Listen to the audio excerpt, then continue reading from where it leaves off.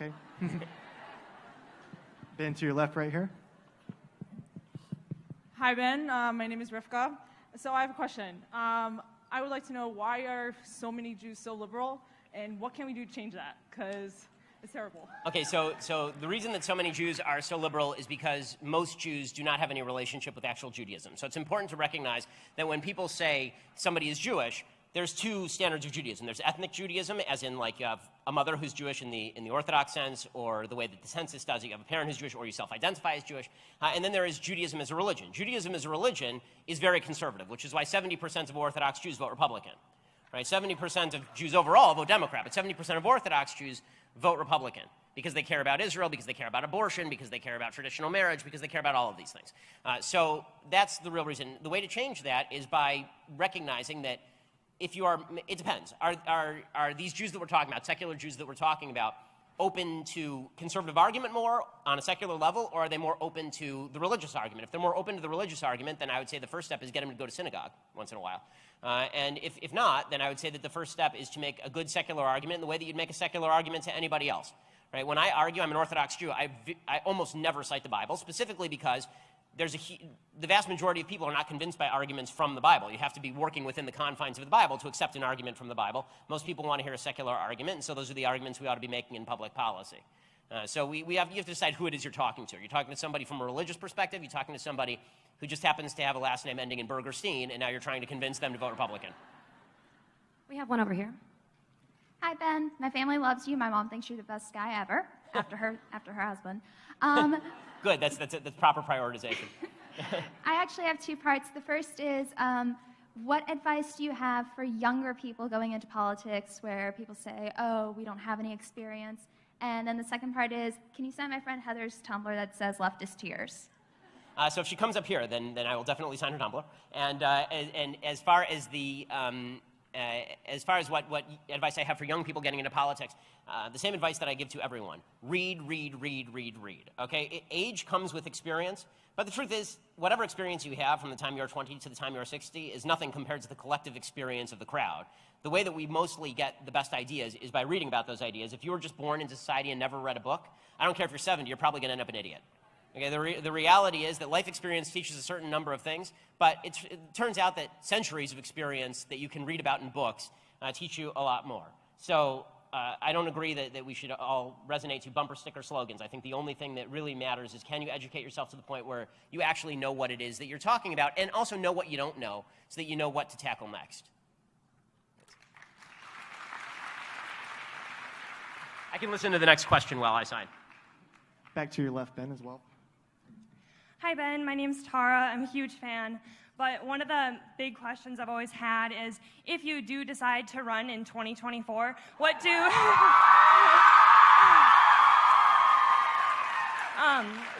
we have to do to work on your campaign? Well, I'm taking volunteer signups in the back, but it's, you know, I am number 3 in the betting markets, apparently. So it's, you know, I love the fact that there are so many young people who listen to what I say, and I'm really appreciative of it. Email me, we'll put you on file, and then if that's something we decide to do, then we'll get back to you.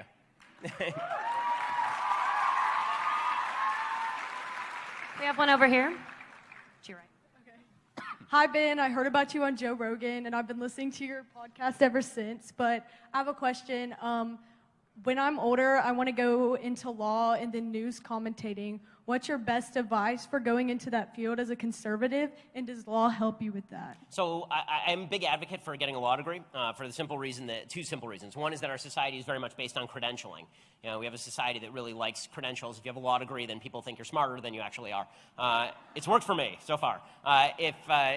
The other reason is because law actually teaches you how to think in a certain legalistic way. It allows you to read some of the laws that are being passed, so it's good for political analysis. Like for example, when James Comey was making the announcement about Hillary Clinton, right, in July, I could immediately pull up the law, read the law, and recognize that he was making up his own legal standard that had nothing to do with reality. Right? There are certain things that you just know as a lawyer that you wouldn't know otherwise. As far as news commentating, what I've always said is that you have to bring people information first and then commentary. So everyone has an opinion. The question is, how much information can you convey, which is one of the reasons why I spend an awful lot of time on my show and in my writing trying to convey information first and then give my opinion. And I think that also creates a good a good model for having conversations, because first we have to agree on a common basis of facts, and then we can decide, whether we agree on the argument that springs from those facts.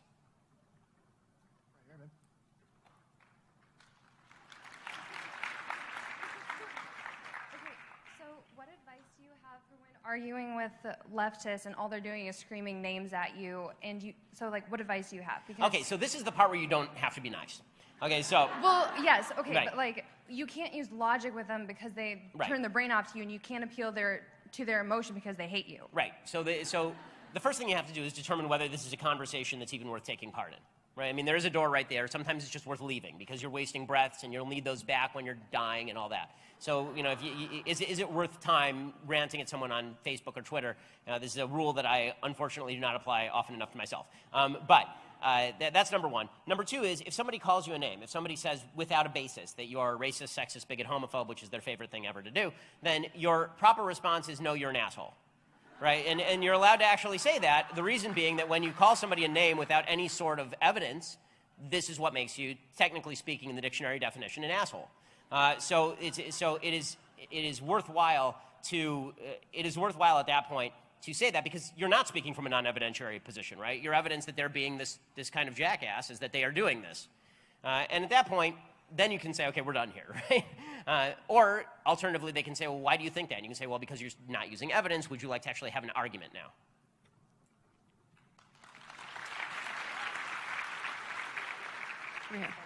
Hi, I have a question. So statistically speaking, it's known that most college professors are liberal. So what advice would you have as a conservative college student when you're dealing with professors that use that authoritative position to silence conservatives? So so first of all, I want to point out that there are some professors who are willing to silence people in the classroom. There are some professors who are willing not to. So you have to determine which is which, really. I don't think it's fair to assume that all of them are just because they're on the left. Some of my best professors have been professors on the left. With that said, if you run into a professor who actually is discriminating against you, what I've always said is, if you don't have any recourse with the administration, shut up. Okay, now, I know that this is controversial, really. I know that my friend Dennis Prager, I'm good friends with Dennis, and Dennis is of the mind that you should really just go ahead and say what you want to say, right? And I love Dennis, but he's wrong. Dennis is wrong, because why in the world would you get a D in a class just to prove a point? Right? The whole idea here is to just run through that class, get through that class, make awful lots of money, give money back to the school, and then threaten to cut off that money unless they fire that particular discriminatory teacher.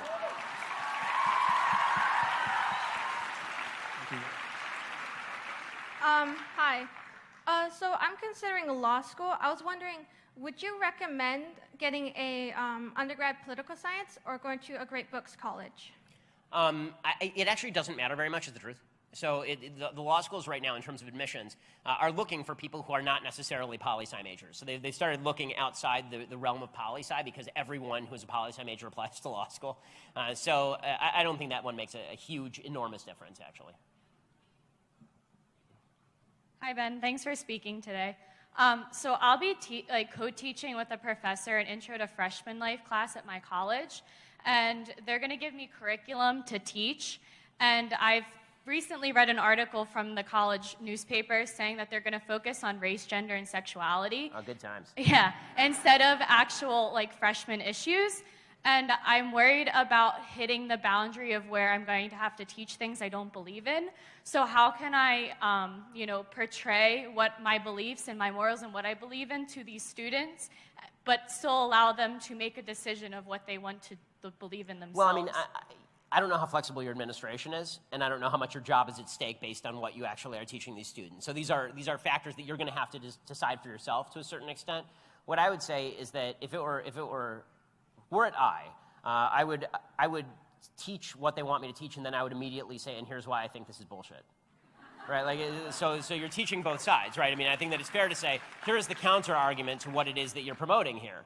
But I'm not sure that your school will let you get away with that. If it comes down to, right, and they may not. And so then you just have to decide whether you think you're doing more good in the position as somebody who can, maintain a certain standard of lifestyle in the dorms, for example, when you're actually performing with individuals, or whether it's better to quit, right? Right, so if you have your own office hours, then what I would suggest is, at the very end saying something like, listen, I understand there may be a lot of people who disagree with some of the material in this. I may disagree with some of the material in this, but I have office hours, so I'm always my door is always open to talk with you. And if you can get away with that, I think that's better than probably quitting and have some leftists teach them all this nonsense.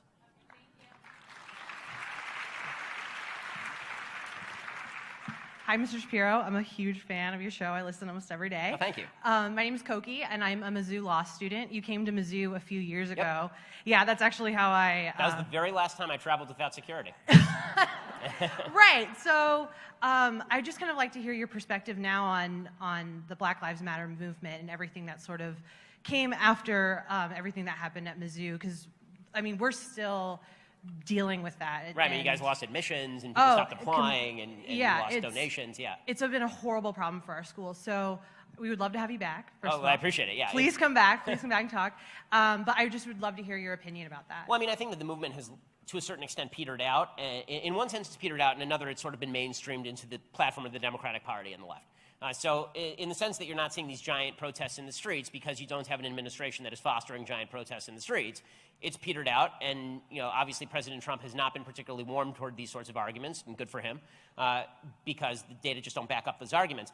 But you have seen that there is this belief that has been mainstreamed and even taken up by some of the libertarian right, saying that, no, it's true, the criminal justice system is wildly biased against black people, and that black people are being randomly shot by the police, and there's a problem of systemic bias in police departments and all of this stuff. I think that it's worthwhile fighting back on that as much as ever. I think that those are arguments that tend to get a little bit more play when a leftist is in office giving air to them. And it seems like those arguments just aren't getting a lot of air in the public sphere right now because there's unified Republican control of government.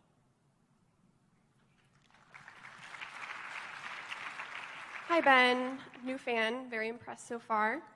My question is, on my campus, we have a socialist group that formed specifically against Turning Point. They've called us Nazis, fascists, KKK, the usual. And they've been calling for us to be removed from the campus and expelled. Been there, yeah. They've attacked Candace Owens face-to-face. They called her, a white supremacist. Yeah. And always a smart move, yeah. Yeah. They've been doxing us, posting our pictures and everything. My question is, what is the best course of action? We table and they come up to us in debate, and it just seems we're not getting anywhere. Well, I mean, I'm not sure you're going to get anywhere with the people who are your chief critics, but I think that mockery is absolutely warranted. I mean, when they are extreme enough to suggest that Candace Owens is a white supremacist, for example, I think that is definitely worthy of mockery. And asking them what makes her a white supremacist and catching it on tape and putting it on YouTube is fully worthwhile. And I think I'm sure you're doing that, right? I mean, exactly. So, I mean, sunlight is the best disinfectant for a lot of this sort of thought. Again, you have to fight back against these slurs, but I'm very much in favor of being aggressive with the socialists. I mean, these are people who are backing an economic system that is responsible for the deaths of literally over 100 million people. So it seems to me that they don't have a real moral leg to stand on when it comes to pushing their philosophy. That said, I mean, I think that you have to determine what your crowd is. As always, you have to determine who your audience is. Is your audience the people you're arguing with? No. Your audience is the people who are outside that room. And so sometimes it may be better to just ignore the people who you're talking to and talk to the people beyond them, or to use these people as an example of things you should not do. Also, I think that it's worthwhile just saying to them, if you want to have an open debate in front of the school, you put up your best, we'll put up our best, and we'll do it. And they'll turn you down. They'll say that they don't want to do it. And then you say, well, you're anti-free speech because you don't want to do this, right? I mean, you don't want to have a debate. All you want to do is shout at the moon. Well, if you want to shout at the moon, enjoy yourself. But obviously, there's only one side here that actually wants to have a serious conversation.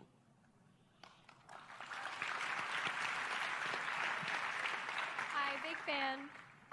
I just had a question about, my school has actually denied a Turning Point USA chapter for about 2 years now, but they have a Gay-Straight Alliance. So my question is, how do I go about giving the conservatives that come after me a voice, because I won't be around, I'll be in the Marine Corps. So how do I go about giving them a voice so that they're not afraid to speak their mind and be free with their views, because we get shut down so often? So we had sort of this problem when I was at UCLA. There's administrative bias against particular conservative groups, and what you very often have to do is go outside and just get funding from outside the university, right? You have to go find individual donors who are willing to actually give you money to perform activities on campus. And in terms of tabling, so, okay, you don't table. You find other ways of distributing your message. That's sometimes all you can do. And then, of course, you can protest and you can publicize the fact that they're rejecting Turning Point chapter for no apparent reason other than their political bias. Do you go to a state school or do you go to a private school? Oh, okay. So is it a public school or is it a private school? Okay, so if it's a public school, then I don't really see how, if they are granting legitimacy to particular points of view, that may actually be a First Amendment lawsuit, depending on whether they are performing viewpoint discrimination. They're saying that it's offensive. Well, then they'd have to make that case in court. Right? It turns out that very often public schools don't actually want to litigate. So you might want to talk to our friends over at Lions Defending Freedom, for example, and see if they'll go out there and do some work for you. One over here. Hi, Ben. Howdy. So I just finished my first year of college, and I've been struggling with choosing to pick a major and what I'm going to do with the rest of my life. So I was just wondering if you always knew what you were going to do, and if you have advice to decide and figure out what you were going to do. So I did not know always what I was going to do. I was always, interested in history. I was always interested in politics and speaking. I was doing I remember I won a speech contest against 8th graders when I was in 3rd grade and such. But when I went to college, I actually thought that I was going to major in biology, and I thought that I was going to work for Amgen and do genetic biology, and I thought that I was going to double major in music because I was a concert violinist at the time. And the first week I was on campus, basically, I walked over to a kiosk that had the Daily Bruin in it, and I looked at the Daily Bruin, and there was an editorial comparing Ariel Sharon, who was then Prime Minister of Israel, to Adolf Eichmann, the Nazi. And I walked into the editorial office and I said, "Can I write a counter to that?" And that turned into this. So you never know where life is going to take you. What I would say is that the way you should be thinking is a combination of a few things. One, what are you good at doing? Like an honest assessment of what is it that you're good at, because you're not going to really enjoy something you're bad at. So what are you good at doing?